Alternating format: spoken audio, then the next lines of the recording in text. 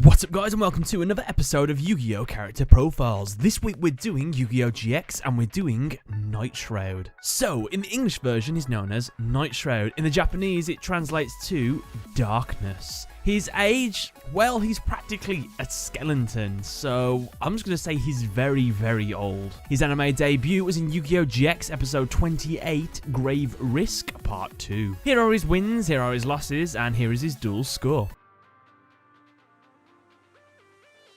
So, a quick gist on the character. Nightshroud is a malicious spirit and the descendant of the world of darkness.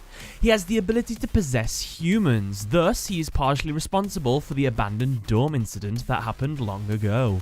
He briefly appears as a minor adversary in the first and second season, acting through other characters. However, he later returns as the main antagonist in the fourth season and is the final threat of the Yu-Gi-Oh! GX series. He shares many similarities with Yami Bakura, in that he requires a host and is a recurring villain who eventually turns out to be the series' final antagonist. Nightshroud's character design was overseen by Kenichi Hara. While possessing a host, Nightshroud wears a tight-fitting overcoat with raised shoulders. It also includes gold and green trimmings. His dark dragon mask, similar to that worn by his signature monster Red Eye's Darkness Dragon, is completely black with the exception of its blue eye pieces and a red stone in the center of the forehead. Immediately before Yusuke's fall, Nightshroud's energy form is seen for a brief moment as an immaterial spirit with a body caked in black smoke. He has two long gangly arms ending in claws and no legs. His true form, however, is a cloaked skeleton with glowing blue eyes resembling a Grim Reaper. He wears grey and red robes with a gold trim and has a dragon-shaped skull for a head with horns at the back of it. It has the same shape as the masks his previous hosts wore. In this form, he does not use a dual disc. Instead, he grows 5 wings, each serving as 1 monster card zone and 1 spell and trap card zone apiece. Also, his cards materialize directly into his hands. His deck is unseen. Nightshroud's personality is that of a calm individual, with the belief that individuality, hope and bonds are what bring about people's suffering. He believes himself to be a saviour, and that true peace can only be achieved through nullification, by giving people no hope or desire. With this attitude, Nightshroud rarely loses composure in conversations or duels, unless he is tricked or caught off guard, especially if it relates to darkness within people. He sees people as beings that will eventually enter his world, but sees people with dual monster spirits inside them as foreign objects that must be eliminated. Nightshroud's true power is his determination to use everything he has to destroy all hope and bonds that people have within themselves, by turning the darkness within themselves against them.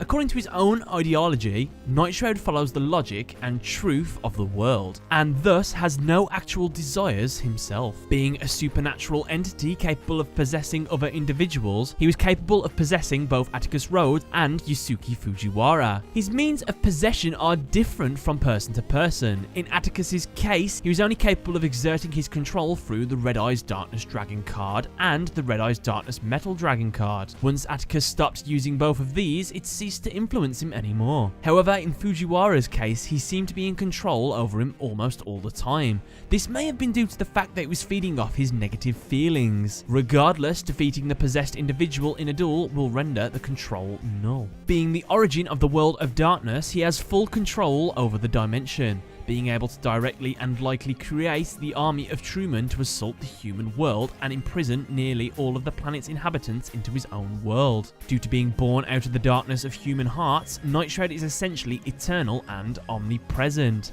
and therefore cannot be permanently defeated, although he can be fended off. So a bit of backstory on the character. Yusuke Fujiwara learned about Nightshroud and went to perform a ritual to free it and gain its powers. However, Atticus Rhodes followed him and became caught up in the ritual. Yusuke disappeared, however he gave Atticus the Nightshroud mask as he no longer needed it. Atticus resisted Nightshroud's influence from then on until he was forced to embrace it and become its host in order to survive the dorm's events. Nightshroud is introduced as the first of the Shadow Riders to challenge Jade and Yuki for the other half of the Shadow Charm pendant, as Nightshroud showed a desire to gain the sacred beasts, though it wasn't explained why. It was presumably to gain more power. Nightshroud uses his Red Eyes Black Dragon to gain an early advantage, but when Jaden begins to counterattack, Nightshroud calls out his Red Eyes Darkness Dragon. When defeated, Nightshroud's soul, represented by the mask he wore, is sealed away, and Atticus, who had been the Dark Personality's vessel, is freed. Nightshroud later appears to Atticus during the final stages of Truman's siege at Duel Academy, still in Fujiwara's body, who had completely fallen under Nightshroud's influence. Here, he reveals his true intentions and motivations, which were that he wanted all humans to be taken into the world of darkness, where they will ultimately give up on their own lives, because while in the dark world, they would be mentally tortured by visions of failing their hopes and dreams. They would then become a single entity, sharing all joy and all suffering. Nightshroud claimed his actions are justified. With no more individuality, humanity's suffering will eventually end. Later, Nightshroud is challenged to a duel by Jaden and Jesse Anderson. Although Nightshroud was defeated, it was only a part of him. The real Nightshroud appeared in its true form. Nightshroud revealed that he created an artificial eclipse over the planet with its own dark world, blocking out the sun and pulling all humans into the dark world. This left only Jaden, Pharaoh the Cat, and the immaterial Lyman Banner as the last living things on Earth. Nightshroud then challenges Jaden to a final duel. In the duel, he begins locking Jaden down with his Darkness, Zero, and Infinity combo. Jaden is able to work his way around it until Nightshroud summons Yugioh from Jaden's deck to his side of the field. Jaden is able to reclaim Yugioh with super polymerization, fusing her with elemental hero Neos to create Neos Wiseman. This turns the tables completely in Jaden's favor. Claiming that humanity will lead themselves into ruin, Nightshroud shows Jaden a vision of a ruined future. Fun fact, this could be possibly the future of Yu-Gi-Oh! 5Ds. But that's just speculation. Nightshroud is able to take control of the duel again with Darkness Seed, allowing him to continue and restore his life points to 4,000. He then calls out his 4,000 attack Darkness Neosphere and destroys Neos Wiseman. During the end of the duel, Jaden is able to reach the people in the darkness and allow them to free themselves, after which Jaden defeats Nightshroud with elemental hero Divine Neos. Though beaten and forced to return to the world of darkness, Nightshroud claims that as long as there's darkness in humans, it would surely return. But Jaden counters by boasting that as long as there are bonds between humans, Nightshroud will never return. So, Nightshroud plays a variety of decks in the anime. While possessing Atticus Rhodes, he plays his Red Eyes deck, with which he focuses on the summoning and powering up of Red Eyes Darkness Dragon and its upgraded form, Red Eyes Darkness Metal Dragon. Through Yusuke Fujiwara, Nightshroud plays a Clear deck, focusing on the negative effects caused by Clear World, and disrupting the use of spell and trap cards using his ace, Clear Vice Dragon. Nightshroud's final deck is a Darkness deck, while in his true form. This focuses on field control for a combo of Zero and Infinity, while using cards such as Darkness Destroyer and Darkness Neosphere as offense. And with that, guys, that's another episode of Yu-Gi-Oh! Character Profiles done. Let me know what you thought in the comments section below. Did some of you guys not know who this was, since you didn't get to see the final season of Yu-Gi-Oh! GX as it wasn't dubbed? I'd like to hear that in the comment section below.